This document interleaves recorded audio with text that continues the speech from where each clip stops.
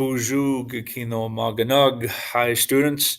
I'm going to talk to you about coming changes. So we've learned, about traditional fall, winter, spring, summer activities of the Ojibwe, but they know that changes are coming. It's one of the reasons they moved into this area because the prophets told them that these changes are coming, that new people are coming to the area. So they were moving. The Ojibwe obviously were not the only Native Americans. They, on their journey, would encounter others like the Iroquois, who were enemies, like the Miami, the Cree, Ottawa, Potawatomi. They got along with some, like those three that I just mentioned. Others, it was more about war. You're in my territory, you need to move. By the 1600s, the Ojibwe came into this area, into the Lake Superior region, and they met the Dakota. Sometimes they got along with the Dakota, sometimes not so much.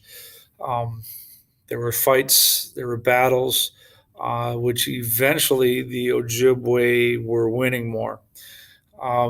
So as fur traders started coming into the area, and people from France were exploring the area, Daniel Grayslon Sieur Duluth was in the area, and he helped the Ojibwe and the Dakota sign an alliance down in the Fond du Lac neighborhood here in Duluth along the St. Louis River, where the Ojibwe got the right to move a little bit more west into Minnesota. The Dakota, in return, got some trading goods like tools and clothing and weapons, things of that nature. So they were getting along a little bit more. They knew more people were coming from across the Atlantic Ocean. Trade was always kind of an important part of the Ojibwe and the Dakota. There's a place in Chicago that was called Cahokia, not in Chicago.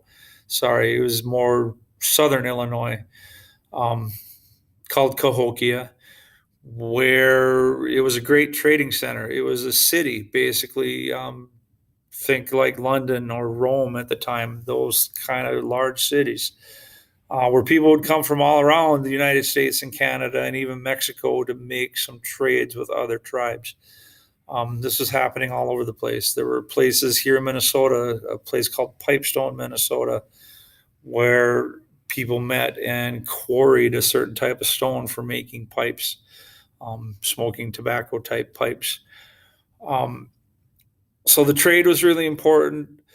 This alliance, this agreement between two nations, the Dakota and the Ojibwe, signed here in Duluth, was an important step for the people, for our history.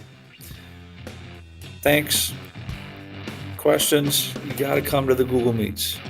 We'll see ya.